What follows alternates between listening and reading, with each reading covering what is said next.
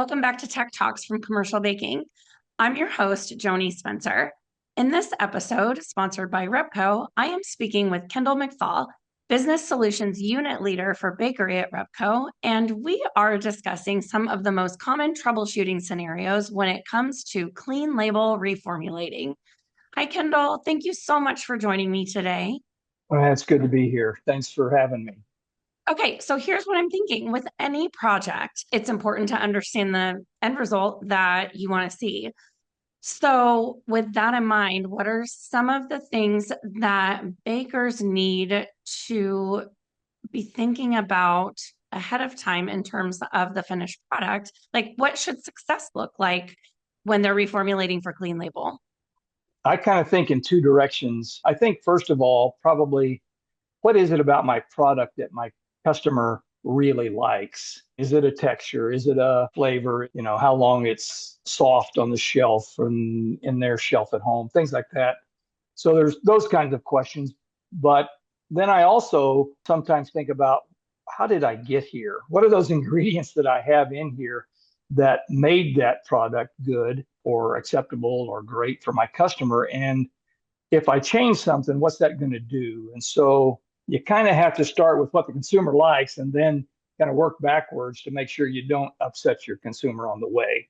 The other thing might be what's on my label that a customer or consumer might not understand, that might look odd or might look, let's say, questionable to them, and say, well, I don't understand what that ingredient is. And so for them, not understanding it could signal something that they want to stay away from. Seems like we're becoming more label conscious as far as consumers.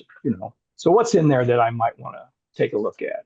For sure. And consumers sometimes define clean label as every ingredient is easy to pronounce, but just because it's not easy to Right. pronounce doesn't necessarily mean it's not clean. That's right. That's right. Maybe we ought to go back and just start with the flour and ask ourselves as bakers, what's in my flour really? I know I get, this mill's brand and I might know the brand name, but when was the last time I looked at the label? Because it's possible that I started with a flour and developed a product without really thinking about what's already in there. And so now my product is dependent on it. The other possibility is I started with where I wanted to be with my product and I specified a flour. And so that flour may have some things in there that I've either asked for or I didn't know that were in there, and they may not be clean label. Absolutely, because I think every formula starts with the flour. And I think it's probably something that can be easily overlooked when you're trying to clean up the labels. So, like, do you have any suggestions on what are the early questions bakers should ask? One simple thing is, am I buying a bleached or an unbleached flour? That's kind of usually fairly prominent on the label. And bleach can mean several things just from the way the CFRs were developed years ago. But for instance, it might have benzoyl peroxide added, which is used only for color. It's just used to whiten the flour. So there's no functional difference. My product might be more creamy, let's say, as opposed to bright white if I take it out, but it's not going to change the texture, not going to change flavor, not going to change performance of the flour. That would be one. Potassium bromate gets a lot of press right now, and that would probably show up as not being clean labeled in most people's mind. And it's an oxidizer, like ascorbic acid is an oxidizer.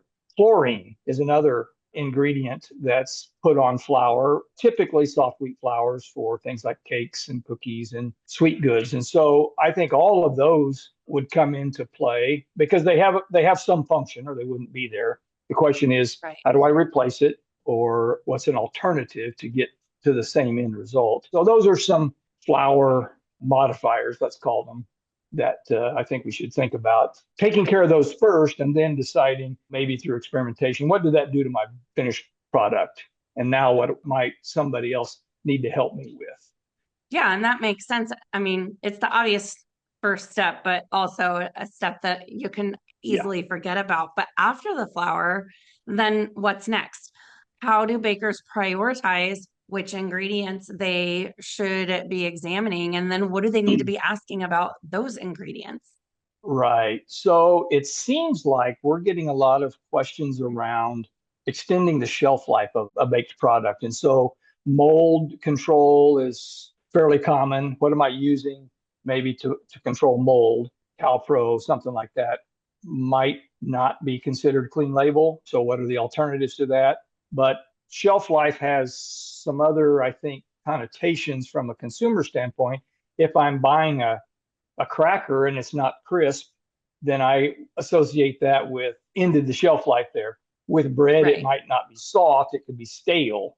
So it becomes kind of a stiff. And so there's two kind of aspects to that shelf life, one being controlling mold, things like that. But then the other is the texture what I want it to be later on or several days or weeks down the road? The other enzymes are often those things that are used to remove direct function. We might use lipases for reducing emulsifiers, things like that. But I would say that's secondary to some of these other things.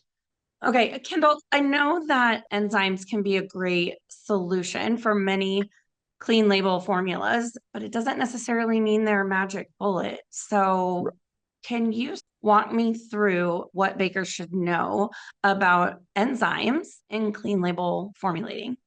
I think the thing that sometimes gets us in trouble, we say, oh, we have a replacement for maybe a chemical. And as enzyme people, we need to be using words like alternative because they're not a one for one.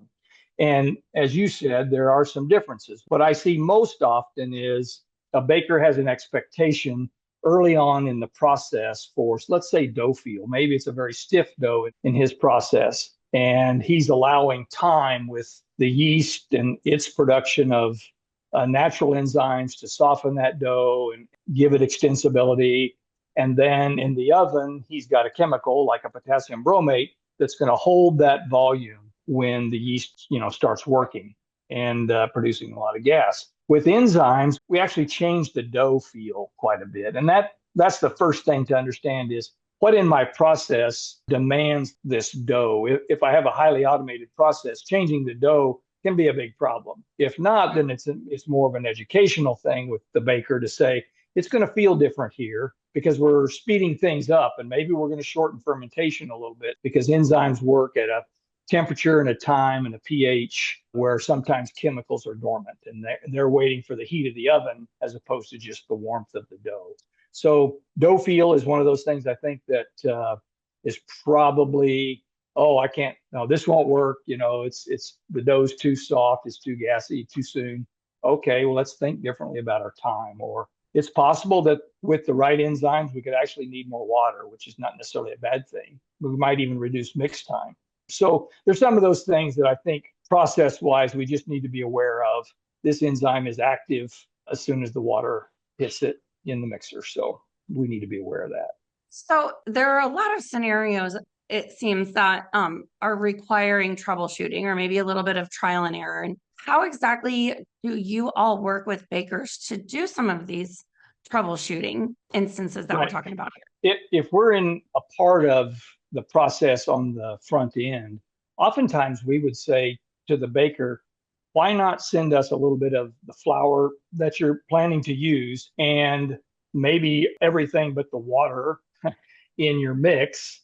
We'll do some side by sides here and we'll bake with enzymes and without. And then we can instruct you a little bit on here's what you might need to adjust in your process, or here's our solution. Could be custom, but here's our solution for your particular process or in product results. And we'll do that work up in our labs and then take it to the baker so that they don't have to do as much experimentation locally. That would be our best case, is that we do it for them before they have to break into a line and do a lot of experimentation. But we'll also send samples. Right. Well, it sounds like it would really save a lot of heartache and headaches. That's the goal. That is the Yeah, goal. that's awesome. Okay. So then, Kendall, it just leaves me with one question. How does a baker get in touch with Repco to find out how they can start asking these questions and working with you all? Well, if you're old like me, you might pick up the phone. 785-825-2181. Ask for Kendall or ask for Anna. If you are somebody that uses the web, which you probably are if you're watching this, repcoworld.com, www.repcoworld.com. Will find us, and I believe it's an Ask Us tab, and you can click on that and submit a question, and we'll get right back to you. or just say, call me and we'll give you a shout. But we'd love to talk to people. That's what we do is talk about their issues and try to help them solve them. So, Well, Kendall, those are all the questions I have today. Thanks so much for just helping me sort of unpack a primer here for bakers to really know what to think about in reformulating for a clean label. well, you're welcome anytime. Give us a All call. right.